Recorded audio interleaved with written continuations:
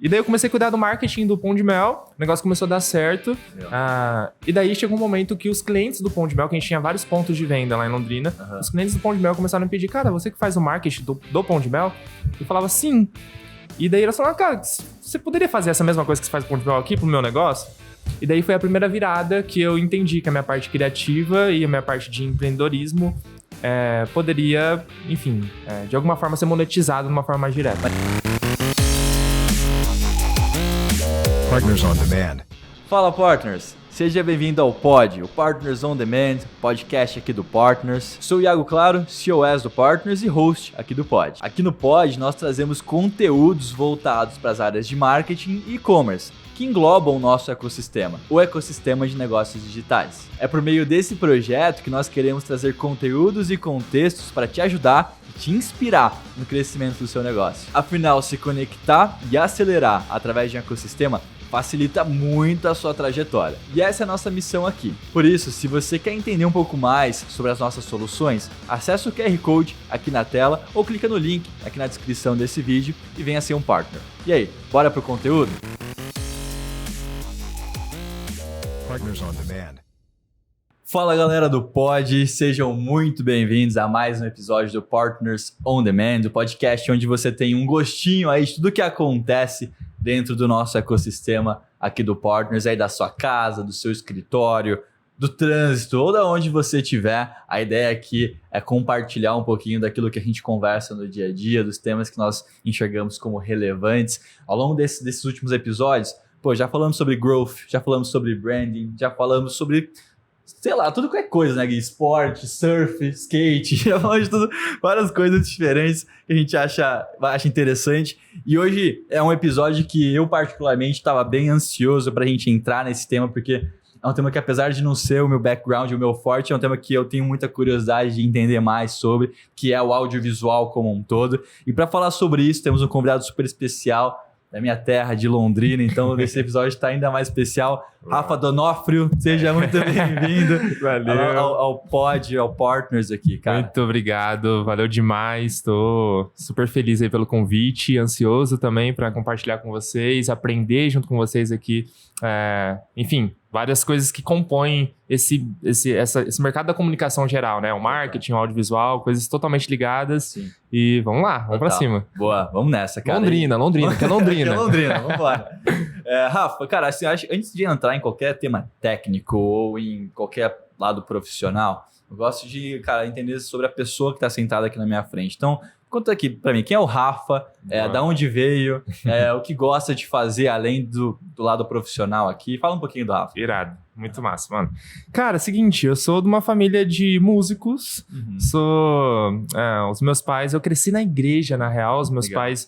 meu pai é ministro de louvor desde 18 anos de idade na igreja, tenho muita conexão com isso, nasci sendo a criancinha que colocava o cotonete do lado, eu via os pais cantando na igreja o tempo todo, nasci nesse contexto, e por influência da música acabei me interessando muito pela parte artística das coisas, né, e ali em 2015 mais ou menos, eu fui pra Jocum, que é como se fosse uma ação missionária, sei lá, alguma coisa, e eu fui pra lá para fazer missões, literalmente, pela igreja e tal. E eu já tocava, tocava bateria, violão, papapá. E para ir para lá eu tinha que levantar uma grana para conseguir manter essa minha estadia lá. Fiquei 5 meses lá. Entendi. E para ir para lá eu fiz meu primeiro empreendimento, que foi um CD com músicas minhas. Eu não sou tão compositor igual o nosso filmmaker, mas eu fiz um CD com músicas minhas, levantei essa grana, fui para lá, passei 5 meses, fui pro Amazonas, fiquei um tempo lá e tal. Legal.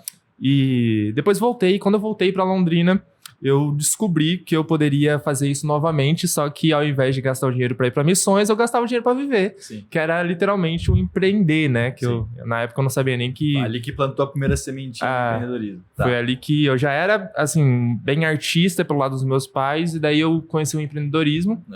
Nisso, eu descobri que eu poderia vender algumas coisas para levantar grana, e a primeira coisa que eu comecei a empreender, na verdade não foi a primeira, mas assim, foi a mais relevante da minha história, foi pão de mel, cara. Eu abri uma fábrica de pão de mel em Londrina Legal. e comecei a contratar todo mundo, fiz uma marca, chamava Pão de Mel do Rafa, embalei aquele negócio, aluguei uma casa, contratei todo mundo e logo saí da operação, coloquei meu pai ali na frente pra liderar meus amigos, pra ninguém fazer merda lá e tal.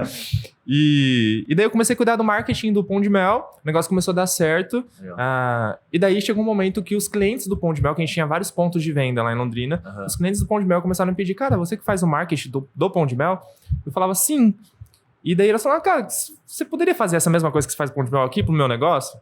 E daí foi a primeira virada que eu entendi que a minha parte criativa e a minha parte de empreendedorismo poderia, enfim, de alguma forma ser monetizado de uma forma mais direta. Mas esse marketing e assim, isso que você fazia pro Pão de Mel, você aprendeu aonde? Fazendo. Era tipo, por conta dessa veia mais artística, eu não tinha muita dificuldade em, sei lá, em criar um design, em criar uma etiqueta, enfim. Veio muito da sua base da igreja ali também. Muito. É interessante como, cara, muito do que as crianças que têm esse costume de estar ali na igreja desde sempre e talvez um pouco mais envolvidos, né? Como muito do que se aprende lá, você acaba levando para a vida até a nível profissional mesmo, né? Assim, então, querendo ou não, na igreja você tem ali a oportunidade de às vezes fazer parte do time de mídia ou do time de música mesmo, ou enfim, de várias coisas. Algo que, por exemplo, eu sinto que foi muito importante para mim, eu também cresci na igreja, e que eu uso até hoje, foi que eu fazia a leitura na igreja ali, né? A minha família é católica e tal, então ia na missa ali com eles, e na missa tem um momento ali que você lê a passagem ali daquele dia, e eu comecei a fazer aquilo. E eu era uma criança extremamente tímida, assim, cara, muito, muito, muito mesmo. Então, fazer isso foi até uma forma de me estimular a falar um pouco mais em público e tudo mais. E, claro, que eu aprendi com muitas outras pessoas também, mas eu acho que aquilo ali foi um ponto inicial para hoje eu, por exemplo, me sentir confortável em fazer uma palestra ou falar aqui num podcast ou algo assim. Então, acho que é curioso, né? Como o que você vivencia ali na igreja ou até mesmo em outros lugares, quando você é criança, te dá talvez planta uma sementinha ali em você pro seu futuro profissional, né, cara? Cara, querendo ou não, tudo que é muito relacional, né, comunidades em si, é uma exposição, assim, que querendo ou não, ele ou faz ou faz. Sim. E daí, nesse ou faz, você vai aprendendo como que faz. E no meu caso, foi muito isso. Na época do Pão de Mel, o negócio começou a dar certo, entre aspas, não sabia o que eu tava fazendo, tinha, sei lá, 18 anos de idade, até brinco, sempre que eu conto essa história, que eu falo, cara, eu era patrão do meu pai com 18 anos de idade. Então, se eu fizesse o negócio dar errado, literalmente meu pai não recebia. Se meu pai não recebesse, ele não pagava as contas da minha casa. Então, com 18 anos de idade, eu tinha uma responsabilidade bem grande, assim, foi um período muito massa. E daí eu comecei a fazer o marketing do Pão de Mel. Era basicamente criar posts, tirar fotos, comunicar alguma coisa no Instagram. Basicamente era isso que eu entendia como marketing na época. Entendi. E comecei a fazer isso. Aí esses negócios chegaram em mim pra eu fazer isso, né, por eles. E eu comecei a fazer contas básicas, porque Pão de Mel não tem uma boa margem de lucro, né? Eu já não tinha muita experiência com isso.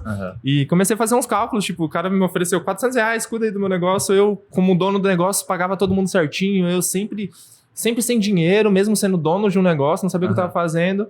Comecei a fazer uns cálculos e falei, cara, faz muito mais sentido eu cuidar do marketing de outras pessoas do que tocar o Pão de Mel. Porque a galera começava às 7 horas da manhã, terminava às 7 horas da noite, enfim, daquele caos. Aí eu descobri o mundo do social media. Descobri o mundo da produção de conteúdo para outros negócios. Entendi. Entrei nisso, fechei o Pão de Mel, entrei nisso. E daí, quando eu entrei nisso, eu comecei a ver uma necessidade que, eu acho que o público aqui do podcast e a galera que vocês têm muito contato, talvez seja uma das maiores dores, que é a parte criativa das imagens que vão pro Instagram, dos vídeos que vão pro Instagram. Sim. E eu comecei a perceber, cara, não tinha ninguém que eu poderia contratar para executar isso pros meus clientes. O que eu fiz? Eu literalmente comprei uma câmera e falei, cara, eu mesmo vou lá captar meu cliente. Entendi. Então você mesmo ali atendia os clientes, você mesmo fazia os conteúdos, era tudo uma eu presa até então. Até então sim. Eu não lembro nem que ano que era isso. Lá, eu acho que era 17, mais ou menos 17 ou 18. Tá. E daí ali eu comecei a perceber que os vídeos saíram bons, assim. Eu gostei do resultado, eu nunca tinha feito. E daí chegou um momento que eu consumia muito conteúdo, consumia muito conteúdo da Dani Noce e do Paulo Cuenca. Sim. Antes deles serem os infoprodutores que são hoje, eles produziam muito coisa de viagem e de arquitetura, porque eles faziam as reformas deles lá e tal. Sim. E eles tinham um quadro que chamava Diário de Obra. E eu tinha uma amiga que ela era arquiteta e eu falei, cara, deixa eu testar um negócio com você. Você tem alguma obra rodando? Ah, eu tenho uma obra, Rafa. Então vamos lá fazer? Peguei minha câmera, que eu já atendi meus clientes pequenos, Sim. e fui fazer uma captação com ela, um dia aleatório. Editei e chamei de Diário de Obra.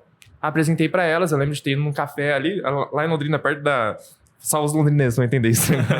Mas ali perto da Paranaguá, ali, um café super gostoso que tem ali. Aí eu sentei na mesa, mostrei o vídeo para ela. Elas falaram assim, Rafa, você ainda vai ganhar muito dinheiro com isso. E eu fiquei tipo, mas eu não sabia nem que dava pra ganhar dinheiro com vídeo, porque, enfim, tinha acabado de sair do Pão de Mel, tava acabando de entrar na social media, não conhecia esse mercado ainda, né? Aí ali uma chave virou na minha cabeça, eu falei, caraca. E eu lembro que na época eu falei assim pra elas, bom, eu faço 5 vídeos desses por R$1.000. E elas toparam, assim, de cara. Como assim toparam? Toparam, e eu fiquei tipo, caraca... Então, basicamente, eu posso pegar esse modelo de negócio, replicar para outras pessoas e vender. E daí eu fiz o cálculo novamente, que foi... O meu primeiro pulo foi do Pão de Mel para o social media.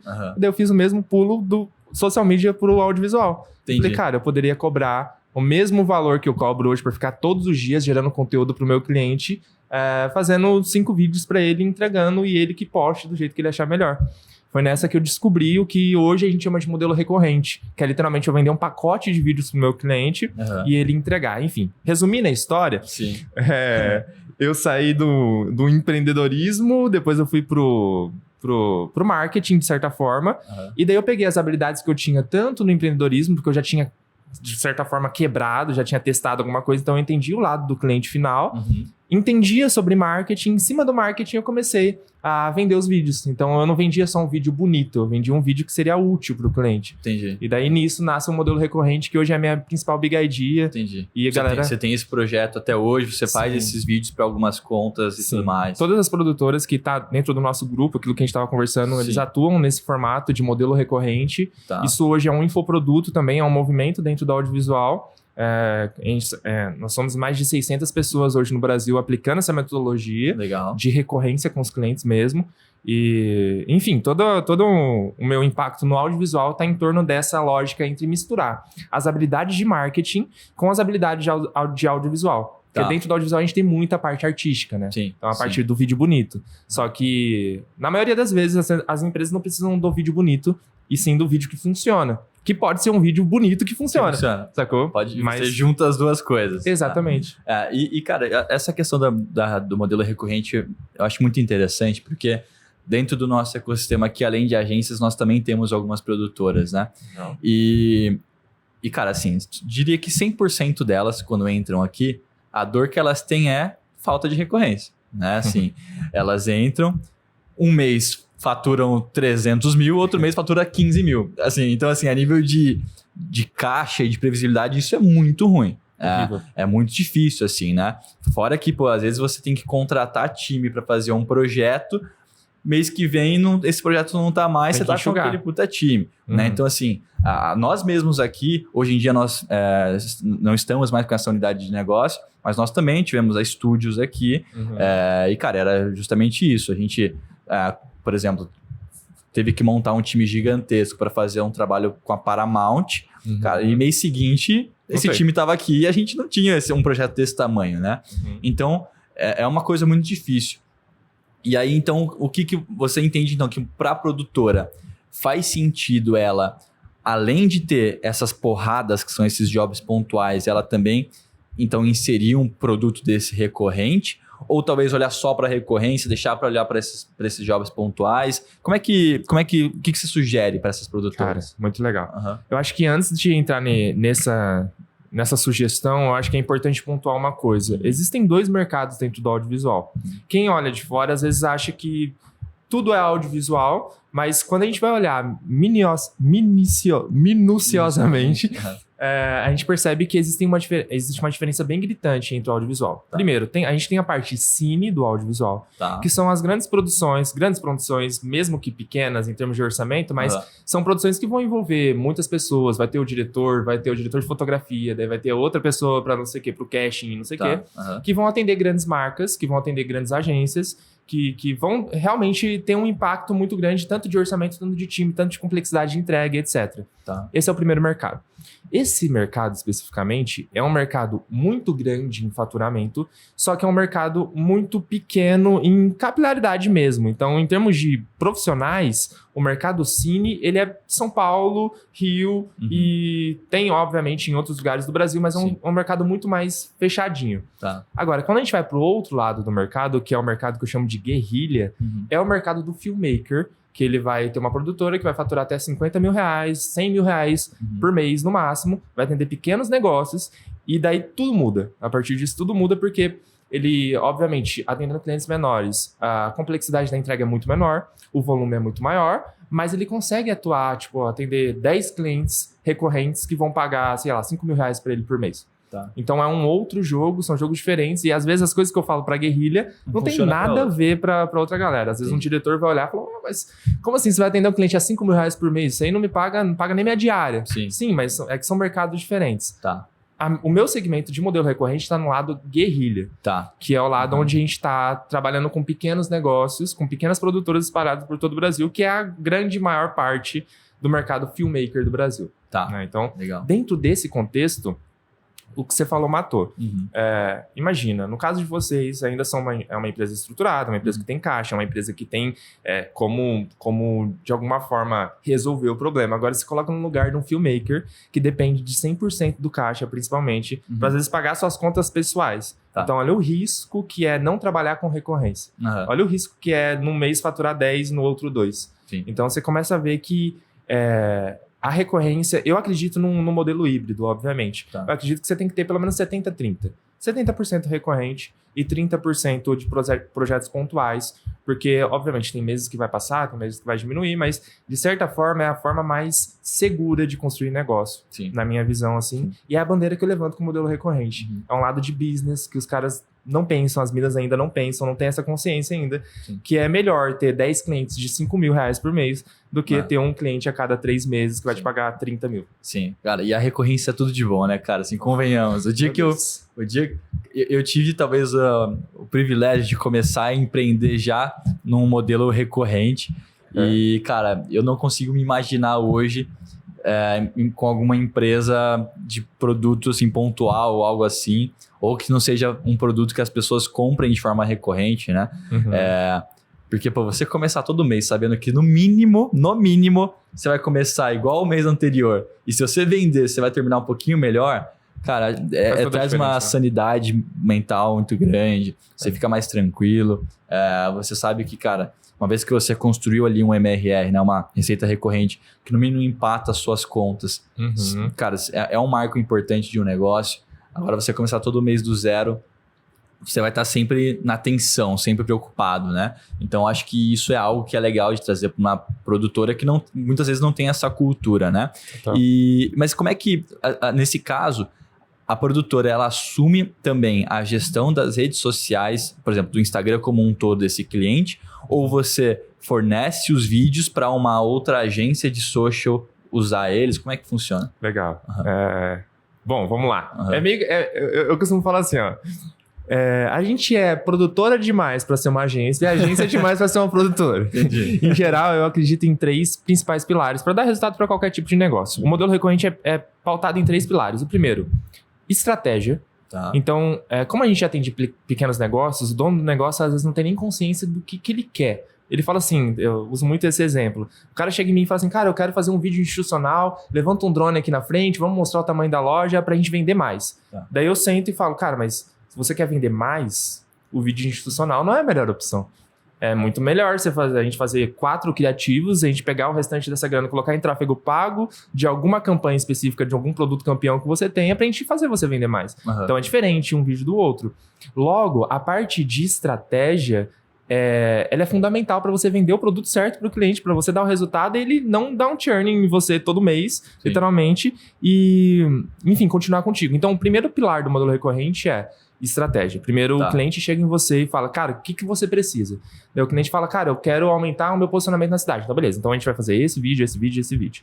Daí a gente começa com esse pilar. Geralmente, a gente até constrói esse funil dentro de um Funnelytics da vida, dentro do Miro, enfim. A gente consegue criar logo esse passo a passo da jornada do nosso cliente, para entender qual tipo de vídeo vai funcionar mais. Numa dessas, às vezes você vai entender que, sei lá, você olha para os produtos que estão saindo dentro de um restaurante da vida e o cliente fala, cara, minha sobremesa não está saindo. E daí, na cabeça dele, ele precisa fazer um vídeo de sobremesa e colocar em tráfego. No nosso olhar, às vezes vale muito mais a pena criar um vídeo para estar passando numa tela enquanto a galera come. Ao invés de estar rodando em tráfego, tá rodando aqui na frente da pessoa que está comendo. Entendi. Então, a estratégia é para literalmente ser mais assertivo na hora de vender o vídeo.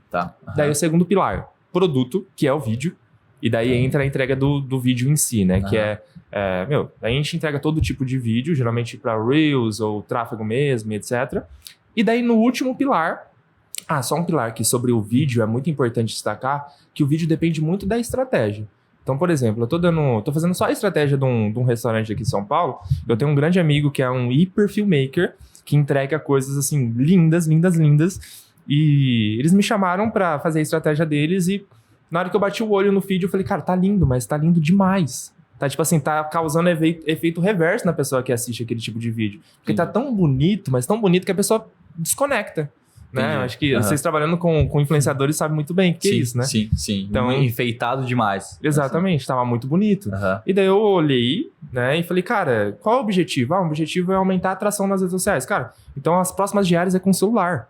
Sacou? O vídeo que tem que estar fixado lá não é um vídeo feito com gimbal, com drone FPV, que a gente fala lá, que vai fazer uns montes... Tipo, é legal, esteticamente é legal, mas tem que ser um vídeo feito com celular, porque na hora que a pessoa entrar dentro daquela loja, ela vai ver puramente o que é aquela loja, o que é aquele restaurante. Sim. Sem tratamento de cor, sem transição, o mais natural possível. Sim. Então o vídeo depende muito de qual é o objetivo. E daí aqui a gente já tira um fardo gigantesco da costa do filmmaker, porque ele acha que tudo que ele tem que fazer tem que ser cinematográfico.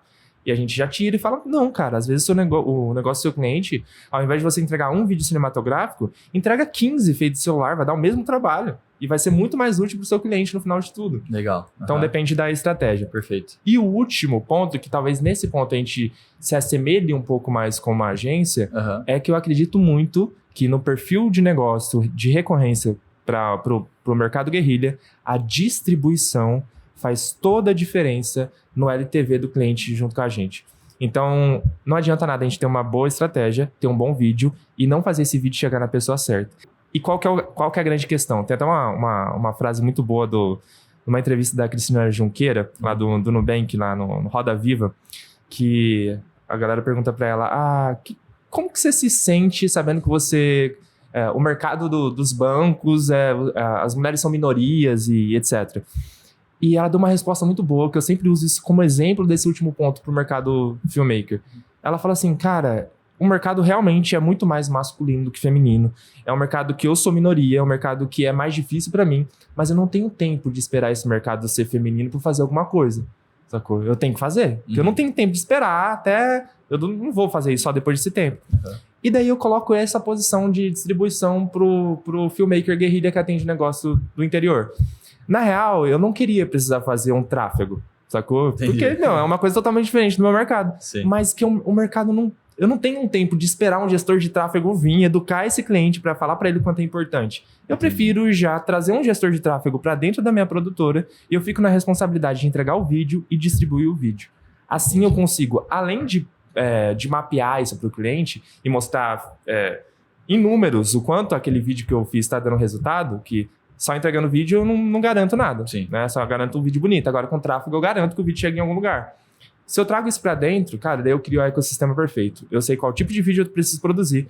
Eu sei produzir o vídeo para aquela situação e eu faço esse vídeo chegar no público certo. Entendi. A gente embala tudo isso, cobra um FII mensal e vende como modelo recorrente. E qual que é a diferença, por exemplo, disso que vocês são uma produtora fazendo um serviço quase que de uma agência, digamos assim, de social media, para uma agência que faz esse serviço com audiovisual, por exemplo. Boa, sensacional.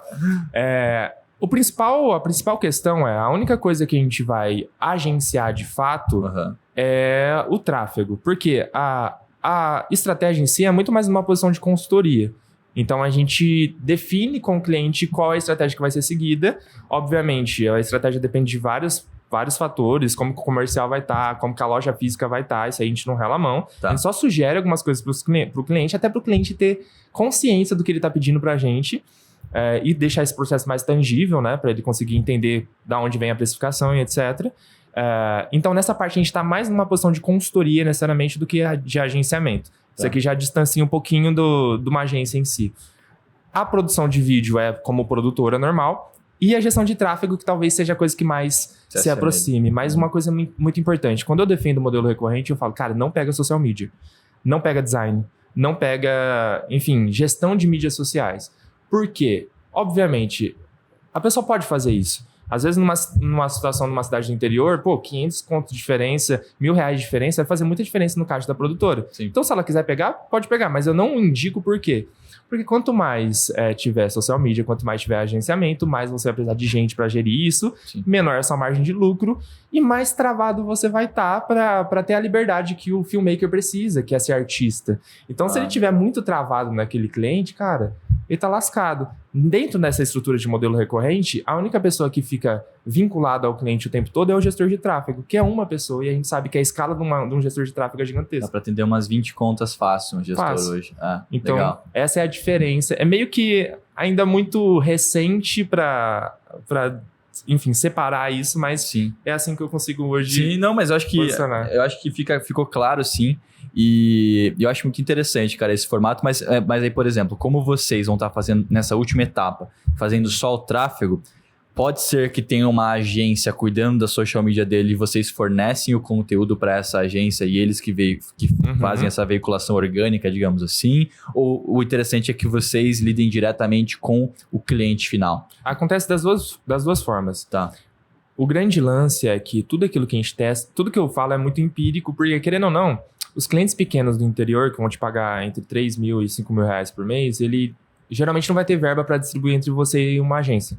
Então, na maioria dos casos, esse contato é passar na mão do próprio cliente ou de uma pessoa lá dentro, que a gente, inclusive, nessa posição de estratégia, pode dar uma consultoria para essa pessoa de dentro da própria empresa postar esses conteúdos, gerenciar isso. Essa é a primeira opção e geralmente é a mais encontrada. Ou numa segunda posição como agência, que é literalmente a gente trabalhar em conjunto com eles. Uma coisa importante, um modelo recorrente não é assim, se a pessoa quiser comprar só a estratégia, ela não compra. Se ela quiser comprar só o tráfego, ela não compra. É a estratégia. Na verdade, ela compra o vídeo e os produtos abaixo do vídeo são o tráfego e a estratégia. Então, nós somos uma produtora, nós vendemos vídeo. Legal. Mas na hora que o cliente senta na mesa com a gente vai perguntando, mas para onde esse vídeo vai? Você vai colocar algum dinheiro nele? Vai distribuir para onde? Ou qual é o objetivo desse vídeo? Na hora que a gente começa a fazer essas perguntas pro cliente, o cliente não sabe responder. Entendi. E daí entra uma oportunidade da gente plugar esses outros produtos que a gente tem dentro da produtora. Fora que quando você traz esse tipo de coisa, você está aumentando a percepção de valor daquilo que você está vendendo absurdamente. Se a gente levar em consideração que vender por mais caro, ou seja, aumentar o ticket médio, nada mais é do que a soma de percepção de valor e confiança, percepção de valor você conseguiu criando esse método, digamos assim, e confiança você gera mostrando cases que você fez com outras empresas que são parecidas com a que ele está te contratando, né? Então, assim, eu sempre falo, cara, não adianta eu tenho escolas de inglês, você me mostrar um case de uma padaria. Assim, eu quero ver o que você fez. Essa mesma coisa que você fez com outra escola de inglês. Porque se você me mostra que uma outra escola de inglês investiu R$20.000 ou R$30.000 e você retornou 50, eu invisto 20 mil, 30 mil de olho fechado em você. Agora, se você não me mostra, isso me gera uma insegurança, consequentemente eu vou querer pagar um valor menor. Né? Então, acho que esses são pontos importantes, né? E cara, como é que, olhando para uma estratégia até comercial de uma produtora, para que ela consiga, né, ter esses clientes recorrentes, talvez um bom canal de aquisição seja via parceria com agências que não tenham audiovisual dentro de casa, né? Então, sempre que essas agências precisarem alguma coisa assim, talvez você possa atender em conjunto algum cliente, né? Disso que você mencionou. eu como produtora faço esses vídeos e a agência cuida de todo o restante ali, eventualmente.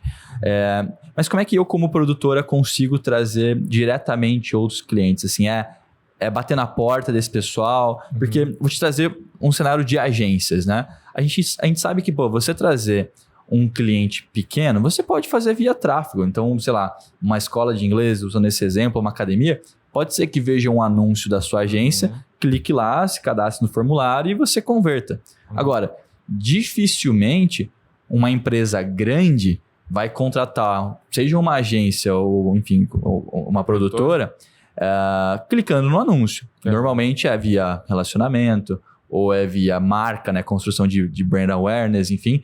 Como é que é isso para uma produtora? Como é que ela consegue chegar nessas key accounts? Cara, o caminho da produtora é bem parecido com o caminho da agência. Assim, ele de certa forma, ele se parece até no quesito faturamento, tamanho de clientes, FII mensal, é bem parecido em geral. Mas geralmente, para esses clientes pequenos, falando sobre esse mercado guerrilha, né? Os clientes sempre vão estar os mercados sempre vão ser bem parecidos com os mercados das agências, os clientes em si, né? Então, dá para, sim, fazer uma prospecção através de tráfego pago, obviamente. A gente já tem até um modelo que a gente está rodando, que a gente quer, literalmente, implementar dentro do grupo um Inside Sales bonitinho, rodando mesmo, para ver o que a gente consegue trazer de novos clientes, mas a gente já sabe que vai vir um cliente um pouco menos qualificado, entre aspas, um cliente pequeno, que no nosso caso é um cliente ideal. O cliente ideal é o cara que paga R$5.000 pra gente. Entendi. Saca? Que a gente vai entregar um pacote de vídeos para ele, que vai falar, cara, eu te entrego 12 vídeos por mês e uma gestão de tráfego por R$5.000 por mês. Entendi. Esse é o nosso cliente ideal. Passou disso, acho que as demandas começam a ficar mais complexas. Aí eu desencadeio vários outros problemas, que tem um cara um pouquinho mais pro mais sênior mesmo em vídeo, outro cara em edição e etc. Então, a forma de prospecção ela é bem tradicional, bem normal. Sim. Ou é a indicação, ou é um parceiro que você vai fazer um trabalho com ele e vai te colocar em outros lugares, ou é uma prospecção ativa. Enfim, é bem parecido com a agência, pra ser bem sincero. Entendi, perfeito. Eu acho que nada melhor. Eu gosto muito dessa parceria entre esses dois tipos de empresa, porque eu acho que uma precisa da outra, assim, né? Então, a agência, a produtora não quer ter os serviços de agência por conta de tudo isso que você mencionou, HC e tudo mais. Pelo lado da agência, eu não sei exatamente o porquê, eu quero até entender o porquê, mas grande parte das agências não tem um audiovisual lá dentro. Por que isso acontece, cara? É caro você ter um audiovisual dentro da agência ou não enxerga um valor nisso? Por que ela não tem? O videomaker é um bicho esquisito. E é difícil você conseguir prender um cara desse. Pra ser bem sincero, sabe um movimento que eu tô vendo? Provavelmente você já deve ter visto também. Grandes agências não, né? Mas agências de médio porte, elas têm criado uma frente, estúdios, enfim, vídeo, e virado sócio do filmmaker. Geralmente eles trazem um videomaker mais pro mesmo. Por quê, cara? O videomaker, ele tem uma característica um pouco diferente do marqueteiro em si. O videomaker, ele é um artista que conhece sobre marketing. Então, ele se expõe a algumas coisas, não porque ele gosta, mas porque ele precisa. Então, por exemplo, o modelo recorrente nasce de uma coisa que, como o meu bastidor é marketing digital, para mim é muito mais fácil implementar isso. Mas essa mudança que eu tô trazendo para dentro do audiovisual é um negócio meio contraintuitivo. O filmmaker só quer cuidar da arte. Ele não tá muito interessado, na parte business. Aí quando você coloca esse cara artista dentro de uma agência, onde o fluxo para conta fechar precisa ser muito grande, onde ele tem uma pressão muito grande, ele espana muito rápido. Entendi. Então, e daí vem caras como eu que falo para ele, cara, pega 3, 4 clientes, cobra R$5.000 de cada um, você faz R$15.000, você não precisa trabalhar dentro de uma agência. Entendi. Então, o filmmaker em si é muito difícil trazer um filmmaker, porque geralmente é um cara muito artista.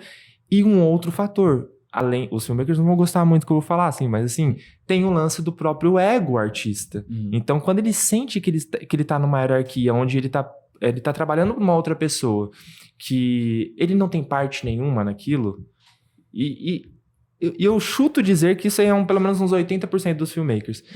Ele tende a desanimar no curto prazo mesmo, e ele vai espanar. Entendi. Então, o movimento que eu tenho percebido das agências é justamente ou trazer uma pessoa como um partnership, né, Sim. de trazer essa pessoa como sócio da agência, ou literalmente abrir uma frente e colocar esse filmmaker como sócio dessa produtora, porque daí ele absorve essa empresa, ele entende que essa empresa é dele, porque é um movimento que é muito destacado no mercado audiovisual. Geralmente os creators do audiovisual, eles promovem isso. Entendi. Sabe? É muito difícil você ver um creator que está dentro de uma organização para trabalhar em prol daquela organização. Muito difícil. Entendi. Saca? Então, normalmente, boa parte das agências acabam não tendo o serviço de audiovisual muito forte pela rotatividade de pessoas e tudo mais.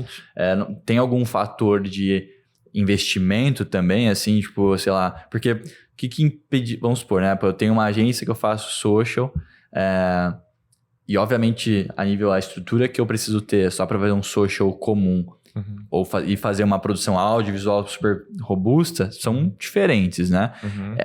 Isso impacta para aquela agência que está começando, ele não consegue fazer esse tipo de investimento nisso? Como é que... Cara, Eu chuto dizer que a parte de equipamento talvez não seja a parte mais relevante de um processo de como manter um filmmaker dentro de uma estrutura dessa. Tá. Eu acho que está muito mais vinculado à sensação de liberdade, à sensação de futuro do que necessariamente ao equipamento. Eu digo isso por quê? Porque eu tenho, enfim, N pessoas que já falaram comigo que não é sobre o equipamento que está lá dentro. Às vezes a gente tem a última câmera do momento, mas só a sensação de estar preso dentro de uma estrutura, às vezes tira essa matéria-prima que um filmmaker mais criativo precisa ter para realmente sobreviver no longo prazo.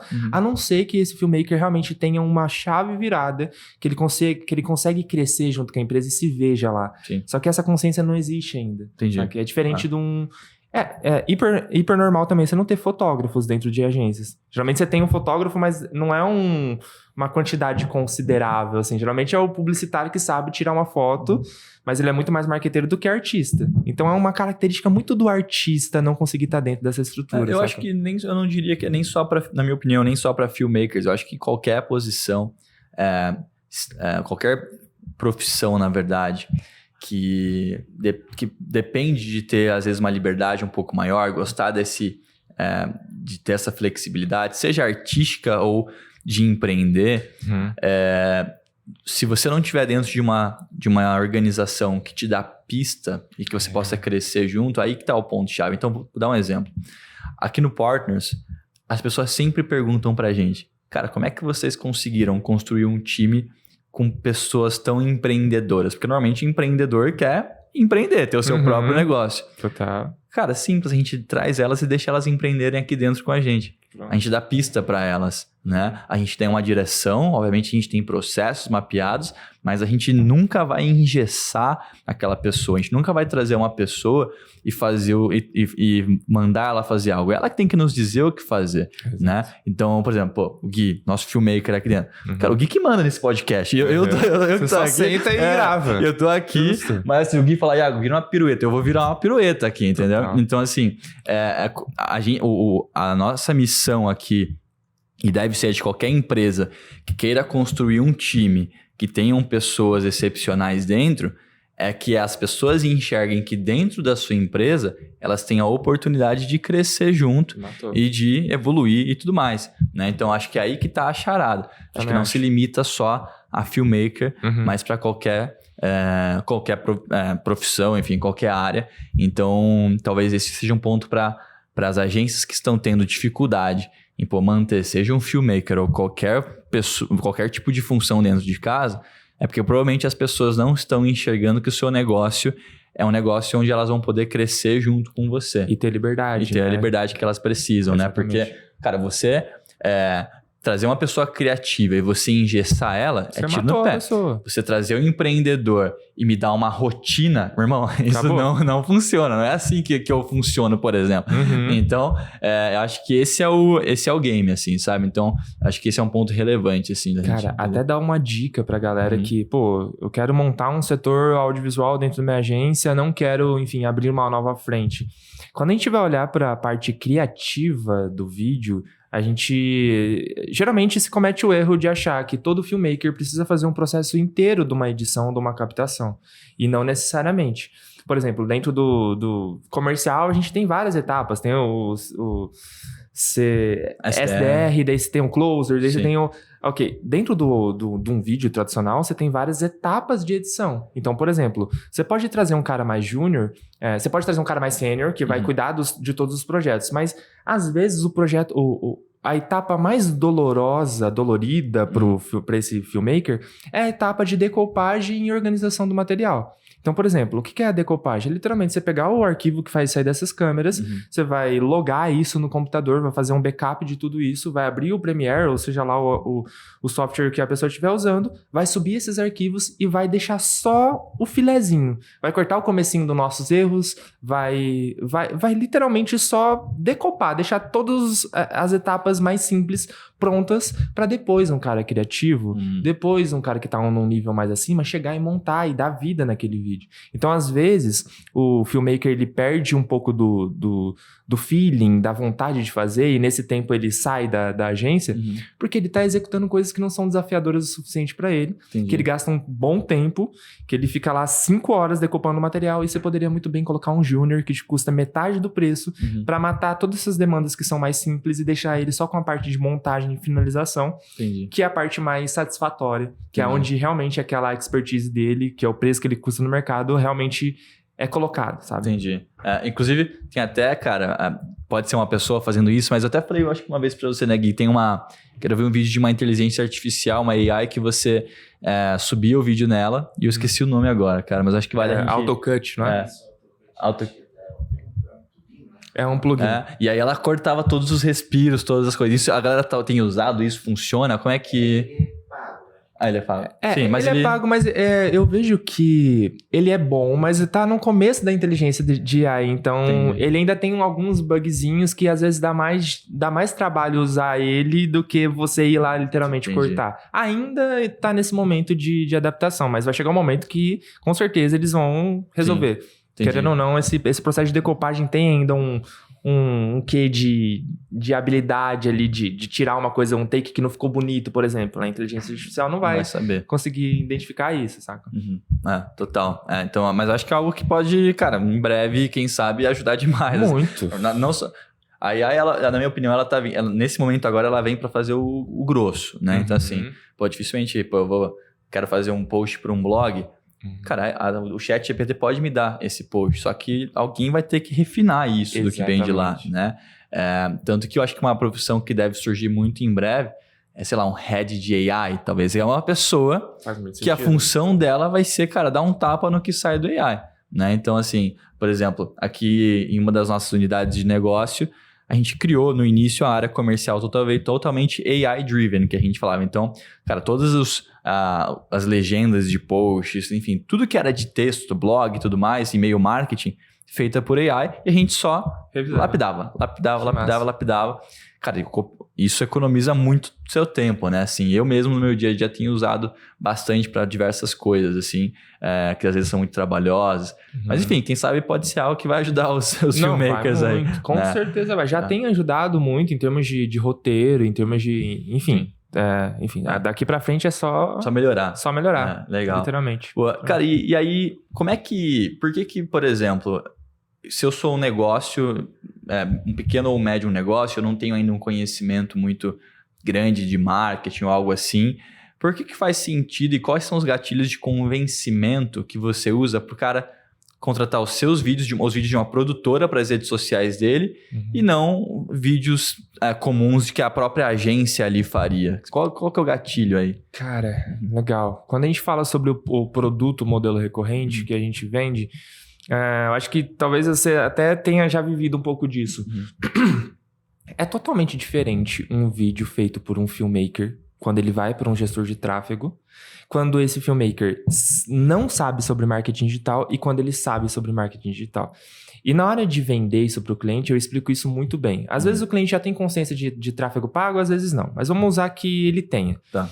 Eu costumo falar que um gestor de tráfego, ele odeia o filmmaker dependendo da demanda, porque o filmmaker ele vai adular o vídeo, ele vai... Eu costumo falar 80-20. Ele vai colocar 80% da energia dele dos 5 segundos pra frente do vídeo, ele vai enfeitar o vídeo inteiro e deixar o começo do vídeo meio mais ou menos. Por quê?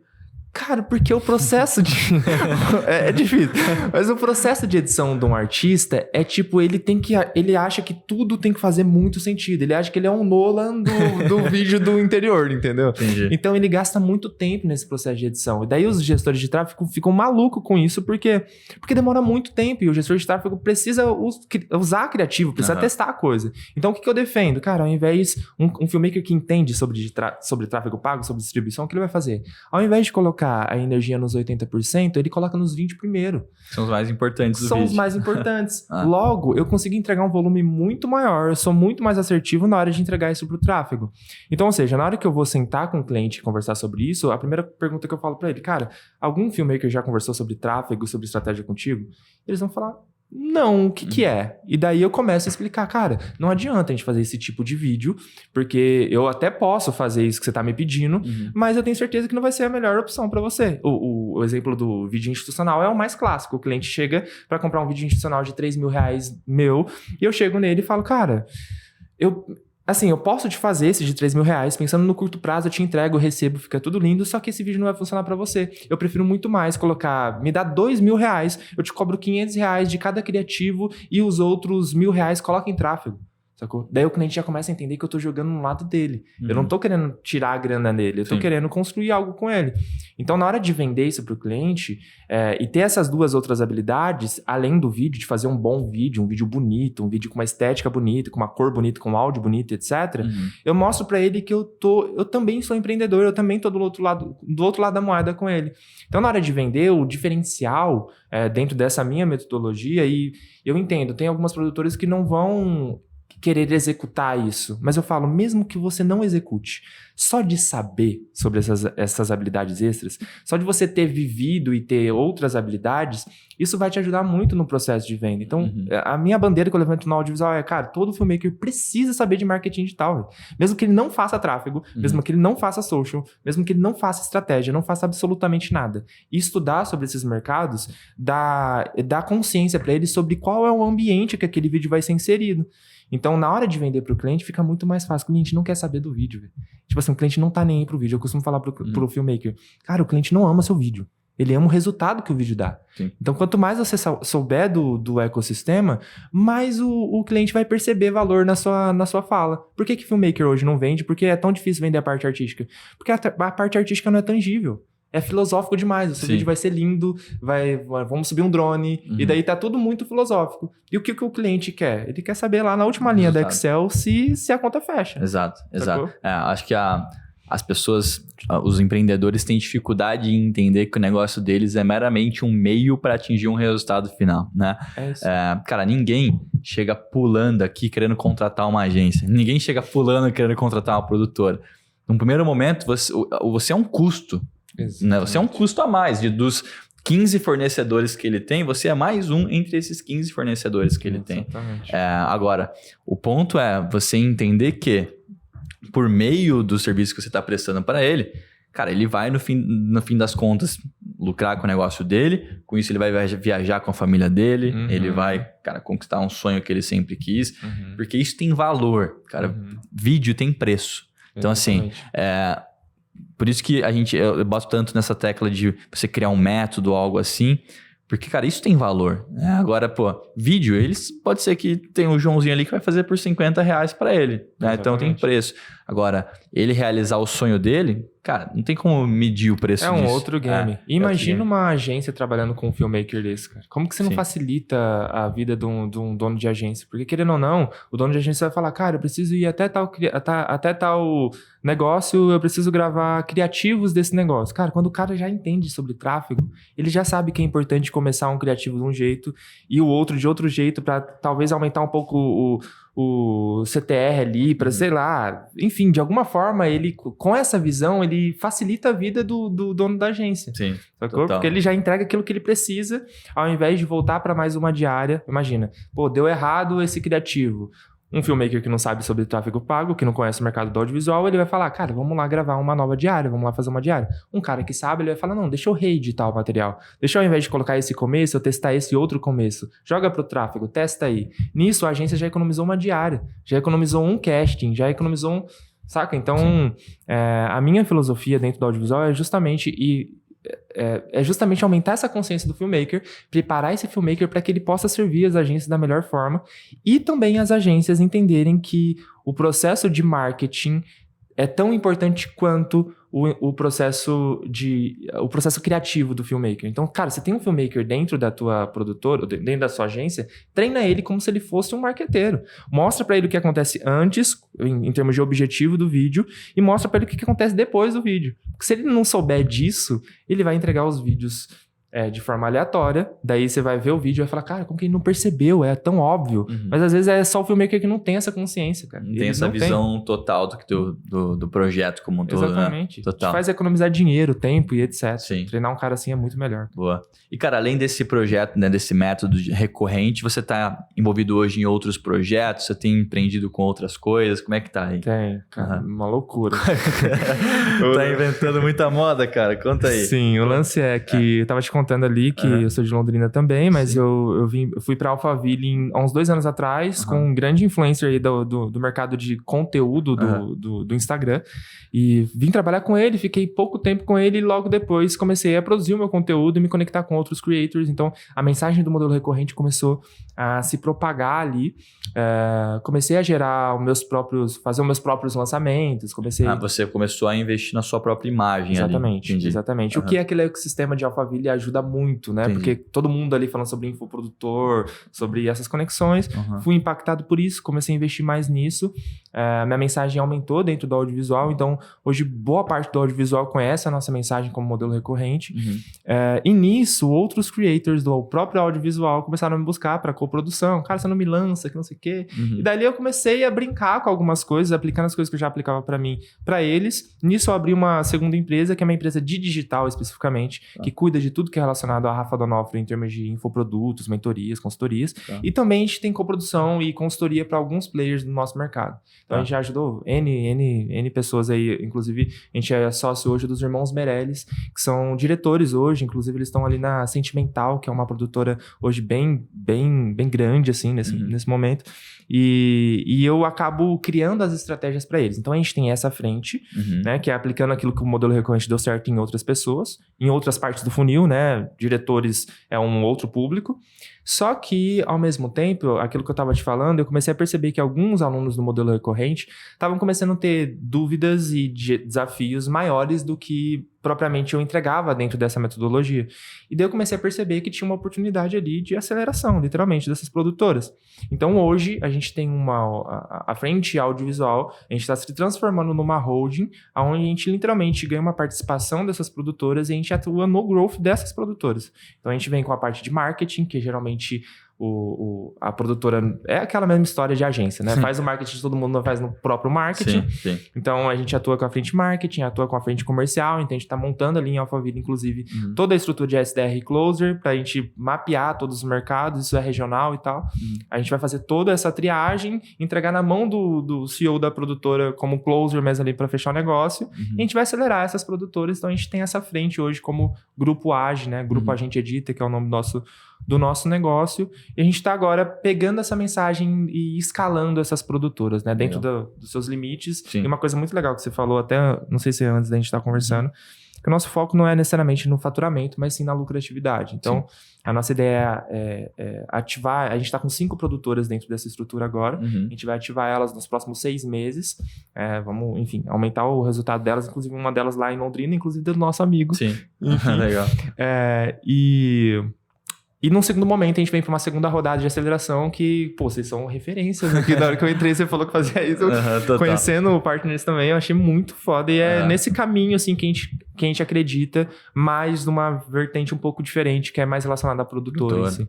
Total, cara. E além disso, você tem feito eventos também, né? Assim, esses eventos são relacionados a esses projetos ou é um outro projeto só de evento? Cara, de onde veio isso? Cara, então, é meio que tudo vinculado, é o mesmo ecossistema, mas é mais relacionado ao modelo recorrente. O que acontece? Dentro do mercado do audiovisual, o mercado do audiovisual guerrilha é muito novo. Se a gente for olhar assim de uma maneira bem fria, a gente coloca ali de 2010, 2012 para frente que o mercado guerrilha começou a acontecer muito por influência das redes sociais e muito por influência da tecnologia das câmeras em si, que ficou muito mais fácil produzir um vídeo legal com um equipamento mais barato, né? Então, é um mercado novo, até costumo comparar com o mercado de fotografia, assim, a gente é um primo mais novo da fotografia, um mercado muito pequeno ainda, e por consequência disso, a gente tem poucos influenciadores que tratam de assuntos pontuais. Então, por exemplo, a gente tem os influenciadores que vão falar de música, influenciadores que vão falar de, sei lá, da parte de moda, tem influenciadores de casamento, que é uma boa fatia do mercado, e tem outras frentes. A minha frente, especificamente, é a frente mais empreendedorismo / marketing digital, enfim, como construir um negócio para que em algum momento ele seja vendido. Essa é a minha filosofia de modelo recorrente e da minha mensagem no audiovisual. Então, os eventos, especificamente, é uma das estratégias que a gente tem usado para popularizar essa linha de raciocínio, que é literalmente, cara, como que você pode...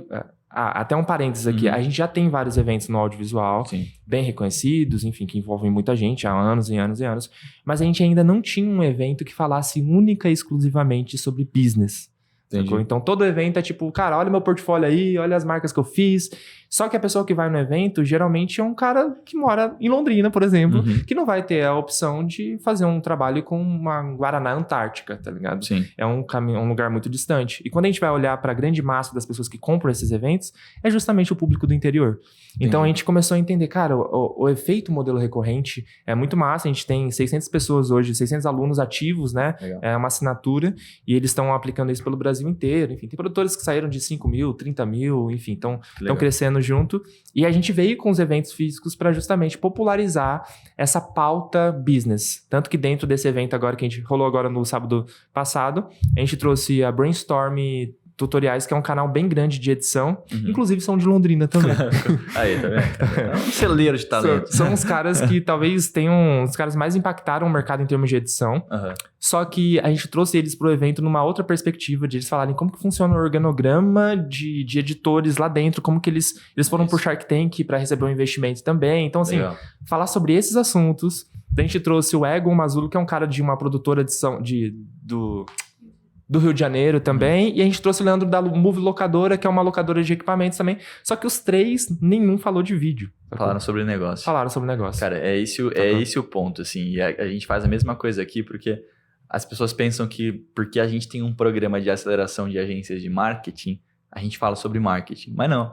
Porque a gente supõe que o dono de uma agência de marketing saiba já de marketing. A gente supõe. Cara, a gente tá aqui para falar sobre negócio. E o que a gente ensina aqui, por acaso, é para agências, mas poderia ser aplicado para uma padaria ou para qualquer outro negócio. E eu acho que é muito importante isso que vocês têm feito, porque a partir do momento que o cara, por mais que ele é um filmmaker ou qualquer coisa, ele decide abrir um negócio, felizmente ou infelizmente, ele tem que deixar de ser um filmmaker e passar a ser um empreendedor, um gestor, né? O problema é que ele passou a vida inteira estudando só audiovisual. E aí ele começa a empreender, e aí pode ser em outros segmentos. Vamos pegar uma academia, o cara foi personal a vida inteira e resolve abrir uma academia. Cara, ele tem que não esquecer, eu acho que a bagagem que ele teve como personal é importante, mas ele não tem que mais estar estudando sobre biologia ou, enfim, educação física como um todo. Ele tem que começar a entender o que é um DRE, o que é margem, o que é LTV, CAC, churn. É isso que ele tem que começar a estudar, né? Então, por isso que eu acho muito legal isso que vocês têm feito de virar essa chavinha na cabeça dessas pessoas, que elas não são, cara, só mais filmmakers. Podem ser também, mas principalmente passam a ser empresários, empreendedores. Donos de negócio. Donos de um negócio, e que tudo bem não entenderem sobre isso até aqui, porque nós não temos a cultura de aprender sobre isso desde criança. Exato. Mas a partir do momento que você toma essa decisão, cara, passa a ser sua responsabilidade ir atrás e entender dessas coisas, né? Então, acho que esse é um fator muito importante, muito legal disso que vocês têm feito. Talvez é o momento de deixar esse lado artístico um pouquinho de lado e começar a empreender. Quando a gente olha, hoje as agências que mais performam, pelo menos das que nós temos aqui dentro, são aquelas que o empreendedor nem tem background de marketing muitas vezes. Ele entende de negócio. Uhum. Ele decidiu abrir um negócio, que por acaso é uma agência. Uhum. E quem são os especialistas? Cara, é o time dele. O time dele que sabe fazer um bom vídeo, sabe fazer a gestão do tráfego. Ele toca o negócio como um todo. Por outro lado, das vezes que eu já conversei com agências que não estão indo muito bem a nível de receita e tudo mais, é porque o dono é super criativo, super artístico e tudo mais. O que é nobre, ok? Só que o seu negócio não vai parar de pé. Exatamente. Assim, né? E aí não tá olhando para o outro lado, comercial e tudo mais. Né? Então acho que esse é um fator legal disso que vocês têm feito. Né? Muito parecido, assim. Eu costumo falar que toda empresa acaba de 3 formas, né? Na verdade, assim, toda empresa em algum momento vai falir. No longo prazo... Tem 3 caminhos. Ou ela vai quebrar, ou ela vai ser vendida, ou ela vai ser herdada. Não exatamente isso. É isso que eu defendo. Então, você construir, e principalmente dentro do... Eu ainda acho que o mercado das agências em si tem até um pouco mais de corpo do que o mercado filmmaker. Nesse momento que essa chave está começando a ser virada, talvez não seja um modelo recorrente que vai colher esse fruto que a gente está plantando agora, mas no futuro, com certeza, esse negócio vai florescer. Mas construir um negócio como se ele fosse vendido desde o início, mesmo que você não queira vendê-lo, é totalmente diferente. E você tem noção, olha o tamanho do problema que um filmmaker tem. Hoje, a maioria dos filmmakers tem produtora com o nome deles. Eles falam, cara, eu crio um nome de produtora ou eu uso o meu próprio nome? Eu falo, cara, se você quer construir um negócio que não dependa de você em algum momento, que você consiga colocar outras pessoas, se você usar o seu nome, vai ser muito mais difícil desvincular. Sim. Você tem que ter um nome. Então, tá vendo? É uns negócios ainda muito pequenos que a galera tá começando a entender que é importante e tá totalmente ligado ao lance de você construir um negócio para ser vendido no futuro. Sim. Eu vi uma frase essa semana do autor do Pai Rico, Pai Pobre, que a maior glória de um negócio é ele ser vendido. E não é que você precisa vender ele, mas o fato de alguém querer comprar o seu negócio demonstra que você construiu algo que tenha valor, que represente alguma coisa, né? Então, acho que é isso que você tem que ter em mente nessa virada de chave. E cara, indo para uma pergunta final aqui, olhando para próximos passos assim, do audiovisual, acho que acredito eu, e aqui tô falando como quem não entende do assunto, tá? Mas nesses últimos tempos, cara, o vídeo ali, principalmente em redes sociais, virou o protagonista, né? Talvez antes tínhamos ali fotos e design e tudo mais, posts estáticos. E o vídeo tomou conta, né? Hoje em dia é o que rola lá. E, cara, quais são os próximos passos? Assim? O que vai vindo de tendência? O que a galera do audiovisual tá olhando aí para os próximos anos? Cara, esse movimento que a gente tem feito de conscientização da galera... de certa forma, eu acho que a gente tem influenciado, mas isso vai acabar acontecendo de outras formas. Eu acho que cada vez mais os pequenos negócios, as pequenas agências, cada vez mais o volume deverá ser mais rápido, a entrega terá que ser mais rápida e mais profissional, entre aspas. Então, dentro do mercado do audiovisual, eu acredito muito numa tendência de velocidade praticamente imediata. Então, as coisas vão terminar e já vão ser entregues no mesmo momento. Ou seja, num período de captação, por exemplo, você está captando um evento. Hoje em dia já é uma coisa normal de acontecer. Talvez há 2 anos não. Mas daqui 5 anos vai ser praticamente obrigatório você terminar de gravar alguma coisa e já entregar no mesmo momento. Sobre isso, cara, o Gui vai lembrar. Meu irmão, a gente fez um evento no ano passado, que a gente chama de PXPE. E assim... Como eu não sou do audiovisual, talvez pra mim foi muito surpreendente, pro Gui deve ter sido normal. Mas, cara, tinha uma produtora lá cobrindo o evento. Cara, o evento terminou com o vídeo que eles tinham captado até 1 minuto atrás. Assim, tipo, tinha acabado de acontecer o negócio... Muito e aí louco. O vídeo terminou. Eu fiquei em choque. Porque assim, louco, né? Acabou de acontecer, assim. Você lembra, né, Gui, do ano passado? Muito louco. Então, acho que isso é muito, muito legal, né? Cara, assim, isso aí já é uma coisa que hoje em dia é um tipo de serviço normal, entre aspas. A gente chama de Someday, que é uma coisa que vai lá, tá um editor. No nosso evento agora, no final de semana, foi essa mesma coisa. O cara vai captando, enquanto um vai captando, vai só entregando o cartão, o outro já vai editando. Ali na linha. Entrega. Só que eu acho que esse tipo de entrega não vai ser mais opcional. Eu acho que ela vai ser obrigatória. Saca? E isso em outras esferas. Então, como por exemplo, a entrega pro cliente no final. Por exemplo, você sai de uma captação normal hoje de um filmmaker tem um prazo de 7 dias para entregar um vídeo. cara, eu acredito que nos próximos anos vai ser tipo assim, você saiu, no outro dia de manhã, no máximo, o vídeo tem que ser entregue. Entendi. Saca? Algumas pessoas já trazem isso como um princípio, mas assim, geralmente são para vídeos mais simples. Agora, com a inteligência artificial, com a profissionalização do mercado, e principalmente por um fator que a gente nem tocou no assunto aqui, que é a nova leva de filmmakers que tá para vir, vai ser normal entregar as coisas muito rápidas. A nova leva de filmmakers, na minha opinião, são os creators, principalmente de TikTok e dessas redes sociais mais simples. Então, quando a gente pega os seus primos, meus primos, a galera que tá começando a entrar na parada, você joga um vídeo na mão dele, ele cria um meme em 5 minutos. Se você joga esse mesmo vídeo na mão de um filmmaker hoje, ele demora 3 dias pra te entregar. Então, na hora que esses adolescentes começarem a entender que essa velocidade de produção de conteúdo que eles fazem hoje para criar meme de 1 milhão de coisas e etc., quando eles entenderem que essa habilidade pode ser aplicada a um negócio local, que ele pode ir lá com o celular dele, gravar 15 vídeos, editar real time e entregar e ganhar R$3.000 por isso, aí a nova leva de filmmakers vai nascer. Legal. Que a gente ainda nem sabe quem nem sabe se vai fazer questão de usar câmeras como essas, mas com certeza vai entregar vídeo bom, que funciona, rápido e barato. Total. Então, hoje você entra num app tipo um CapCut da vida ali, tá todo o template tudo pronto, você bota a sua imagem e já era, tá pronto. Faz literalmente tudo. E é por conta disso que, antecipando essa onda, eu tenho, de alguma forma, comunicado isso pro mercado. Galera, seguinte, os adolescentes vão vir. Eles vão vir, eles vão ser mais rápidos, eles vão ser mais efetivos, porque eles dominam essa parada, eles nasceram nessa era. É a mesma coisa hoje a gente comparar os filmmakers com cinegrafistas, né? Que cinegrafistas são uns tiozão lá que andavam com a câmera. Cara, eles não conseguem correr na nossa velocidade. E nós não vamos conseguir correr na velocidade dos próximos. E essa é uma tendência. Então, como que a gente posiciona hoje? Como que a gente antecipa esse movimento para que quando eles cheguem, seja melhor para eles trabalharem dentro da nossa produtora do que criar as próprias produtoras? Como que a gente tem uma estrutura mais robusta de negócio para depois absorver essa galera? Porque daqui 2 anos eles vão chegar.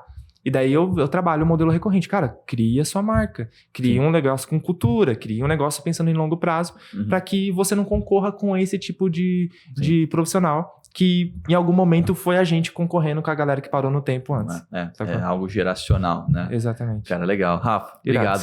Tamo junto. Esse papo, nosso tempo voou aqui, cara. Demais, assim, foi um prazer, foi muito massa. Super legal, obrigado por você ter vindo aqui, trocado essa ideia. Pra gente ter introduzido oficialmente o tema do audiovisual aqui na...